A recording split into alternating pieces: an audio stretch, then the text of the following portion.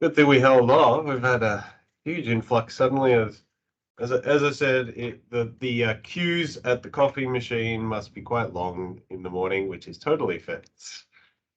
Uh, but I think that's we've been generous, so let's launch into it. And good morning, everyone, and welcome to Safety Action's monthly webinar or safety update for September 2022. For those that don't know me, my name's Stephen Weber. I don't know, Gary keeps changing my role title. I'm a senior safety consultant here with Safety Action. I've been working here for 10 years now as of May this year, which has been a lot of fun. So today we're going to provide a safety update focusing on discussing changes to psychological health regulations and psychosocial health space, as well as a couple of other points that have come up in the last month that we think of interest to our community. So let's launch into it. And at any stage, if you do feel like having a question, I'm a organic talker, so feel free to jump in and shout at me, and I'll process that. So clearly around Australia, we are seeing a shift and a change in the legislation around psychological health and safety. For the last 10 years or so, psychological and mental health, we all know, has been classified as a workplace health risk that must be managed appropriately. But clearly, the authorities are seeing the need for strengthening and clarifying those responsibilities and regulations. For example, those that received our legislative update will know that ACT has classified sexual assault as a notifiable incident. So if you have an incident of sexual assault or suspected sexual assault in the ACT, that is notifiable to ACT's WorkSafe regulator.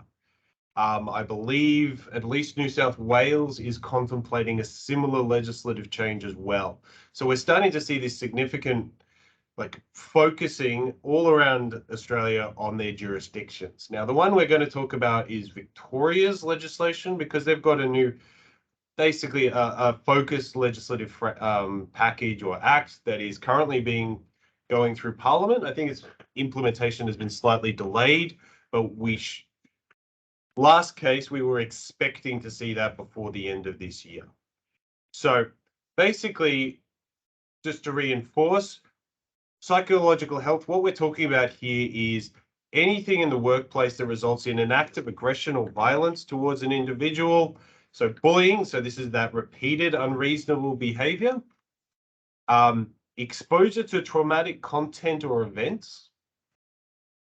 High job demand, so the management of stress factors from your work.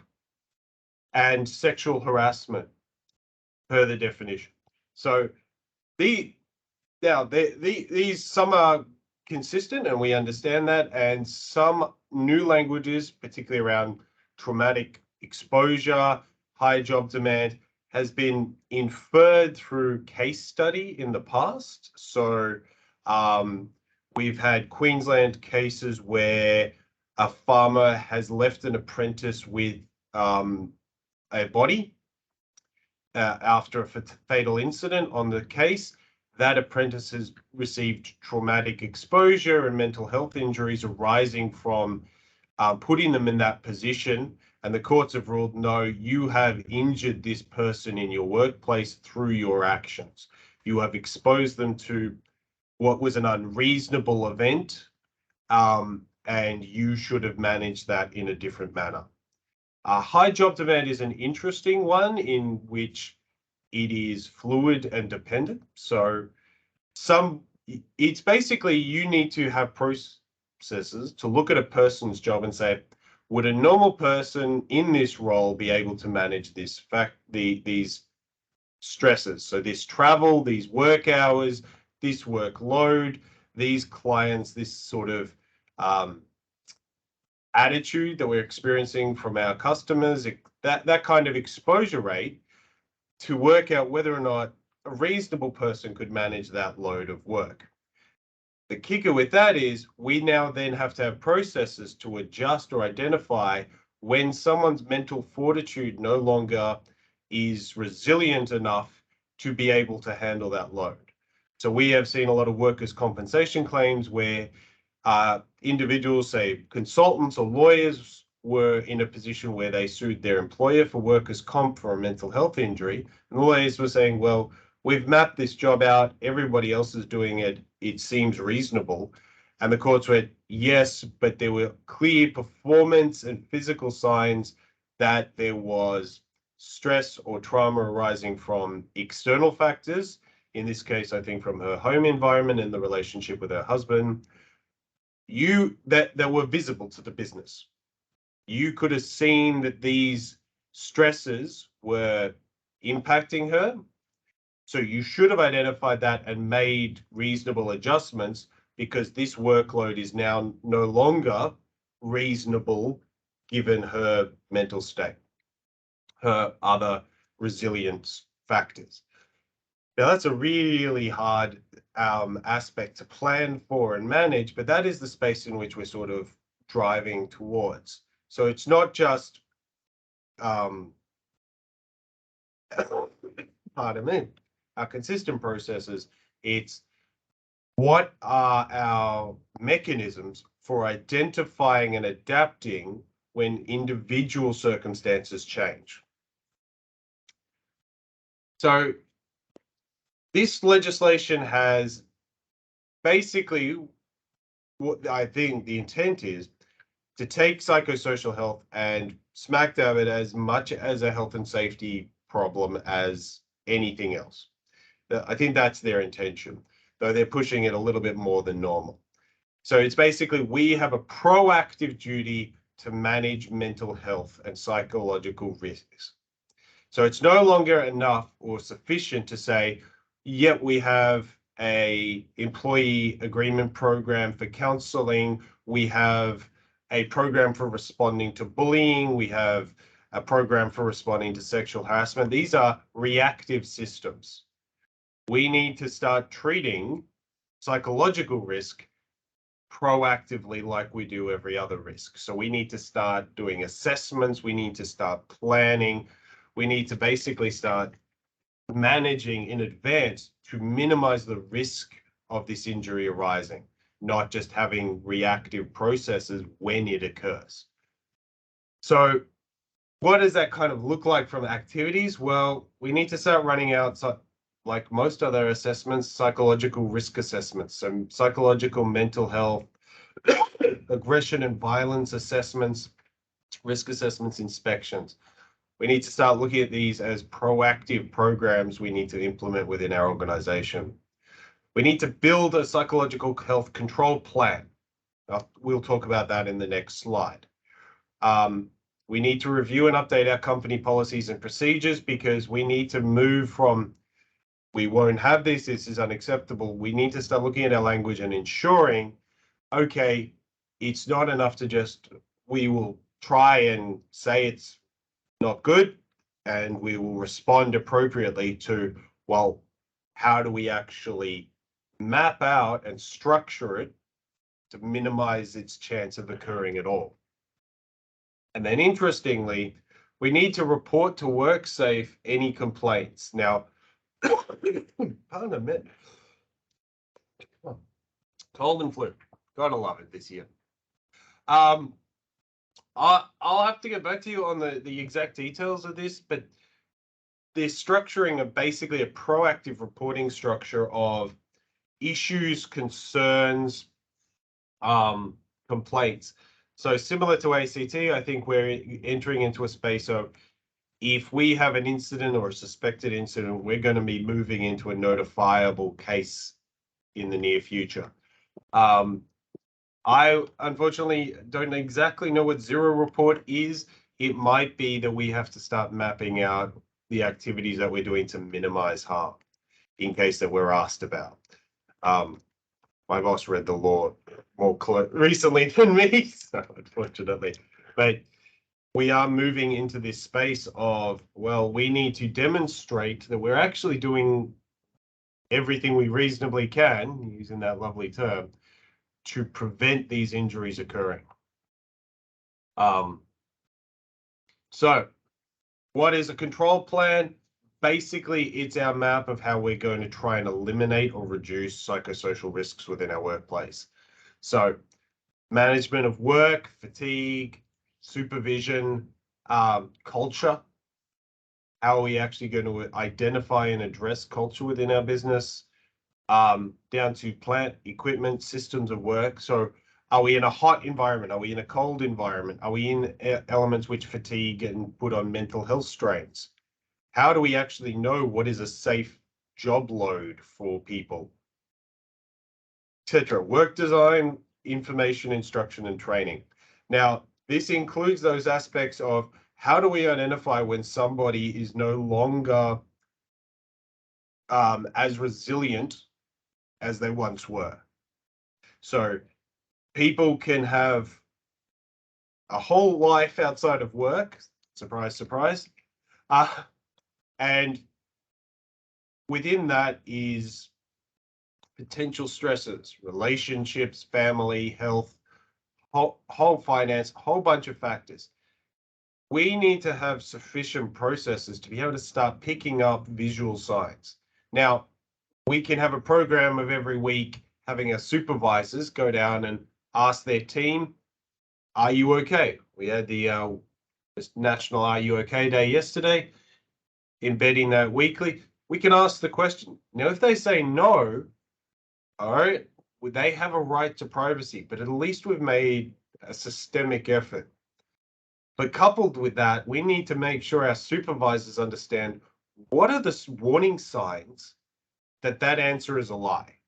So if their hygiene is deteriorating, if their work performance is deteriorating, if they're clearly more fatigued, distracted, prone to aggression, maybe signs of more substance abuse, even alcohol consumption than normal. If they're visible, then the courts have clearly said, well, you are getting information that the risk profile of this situation is increasing. You need to now manage that process, because similarly, if we need to have programs in place to make sure that our machinery are running safely, are guarded appropriately, etc.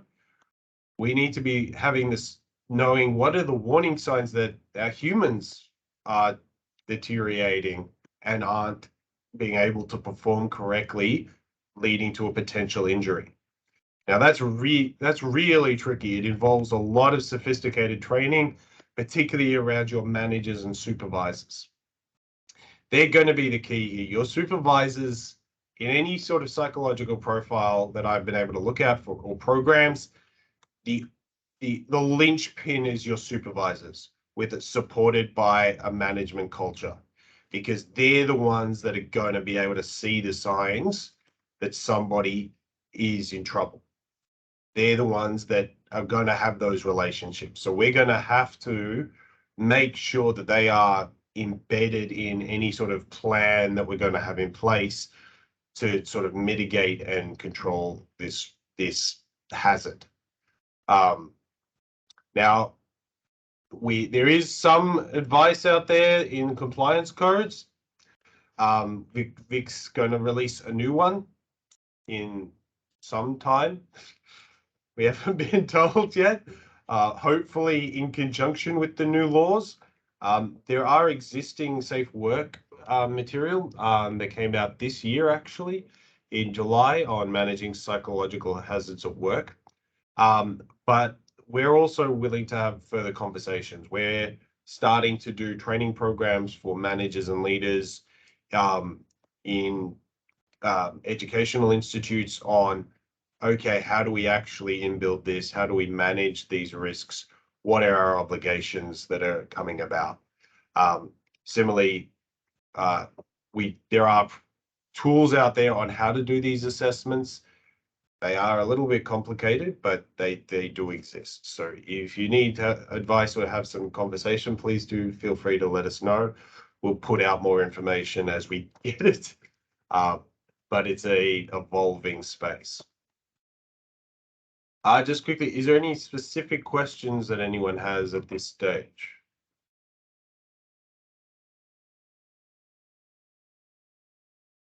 Nope. Okay. That's all good. You have our contact details if you need to follow up with that. Yeah, but it is very interesting where we're going with that space. So can apprentices do license work? This was a really interesting one because it was one of my regular inspections for a bathroom installer. And we found an apprentice for a company who was working on their own. And it became a question of, well, is he allowed to do that?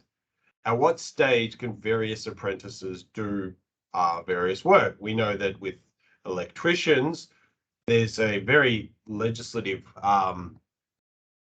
uh, ratio of license to apprentices at various year levels of the apprenticeship training in the license framework.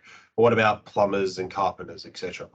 One of our friends who's now the CEO of VBA and then running an apprenticeship training program has liaised with their RTOs. And basically the answer is an apprentice is basically authorized to independently do the work that the RTO has signed them off to do.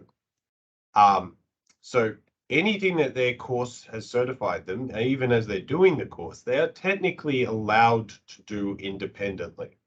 We say independently because we know that the law doesn't allow zero level of supervision, but effectively with limited or no supervision.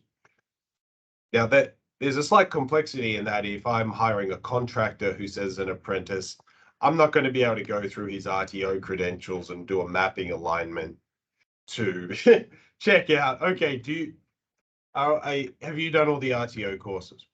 And on top of that, any work that is signed off, handed over, has to be from a licensed individual. So no apprentice is allowed to sign off on their work. So there has to be a level of review and approval by a licensed individual. So you could have a week-long construction project, and yet it is reasonable that the business provides apprentices to do X, Y, Z. But at the end of the day, it's the licensed person that has to come in and sign off.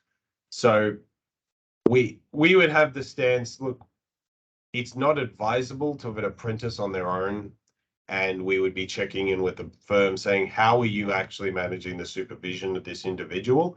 If you're sending them by themselves, what is your process? Because that is concerning to us, and we just want to verify that you are actually managing them appropriately. And then how are you ensuring that their work is being signed off legally? Because sometimes work gets done and then buried away behind plasterboard or other installations. So how are you confirming that you have cited them correctly at the right stages to ensure that you can safely and correctly sign off the work? So our position is, well, it's not a direct violation, but it does add significant complexity, and we would be saying, no, that would be a touch point or a trigger point to say, okay, how, as an organization, are you actually managing this individual and their work? But it's interesting that, yeah, that technically is allowed. It makes sort of sense. That was cute. So yesterday was Are You Okay Day. I was really annoyed. A client did not schedule the work the day before, so I missed out on the coffee and donuts yesterday. I'll be following up with them on that. But I hope that everyone was able to have some level of program or check in with their staff. Just as an important, mental health awareness program and day. Similarly, we know that October coming up is generally Work Health Safety Month for a lot of programs. So Work Safe in every jurisdiction is rolling out various programs and advice and tools for organizations to engage with and support. So I hope that you have a lot of exciting activities planned coming up. though I know that everyone is incredibly busy, so we'll see how that plays out. Um, I'm hoping to spend time up in Queensland, so more sun. That'll be good. And just to let you know that we have scheduled a public strategic safety planning course for the 10th of November, run by our CEO, Gary, at this stage, though that is schedule dependent. Yeah, so if you are looking at advice or information on how to build a strategic safety plan, so your 3-5 year structured plan on how you're going to improve health and safety, setting targets, KPIs, information,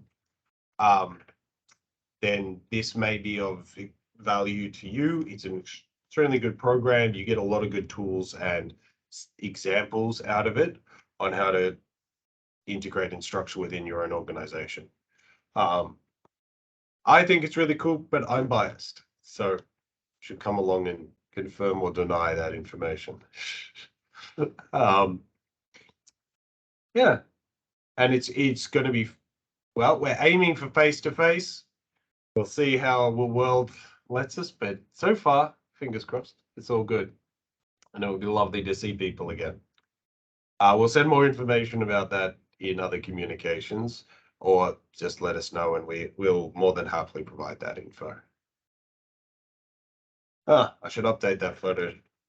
I say that, and I'm about to do some work with hospitals, so I may have to lose the beard for mask fitting. So we'll hold fire for now.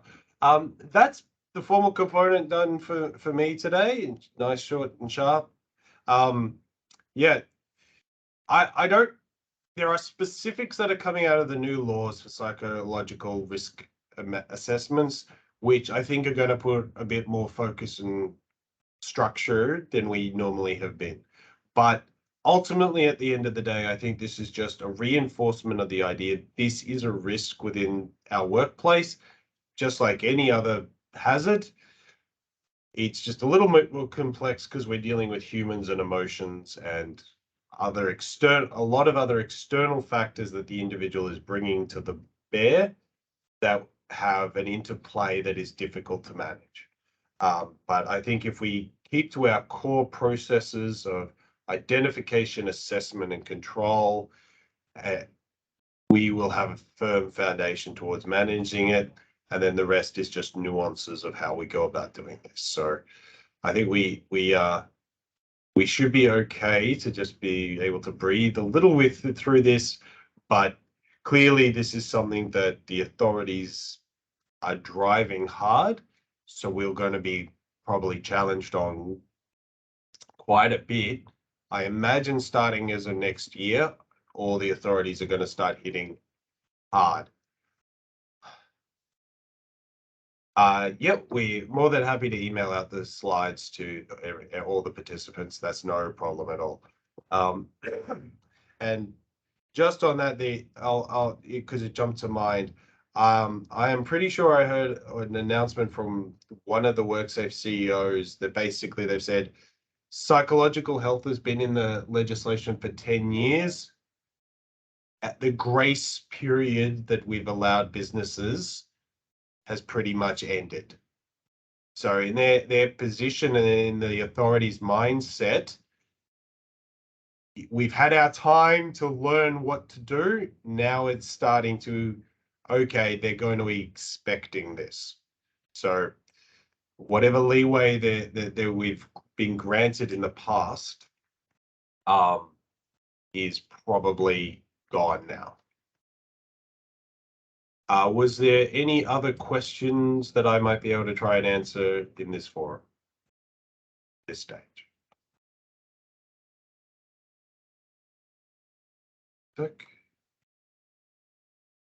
Getting used to technology. Where's the chat function? No? Cool. Cool.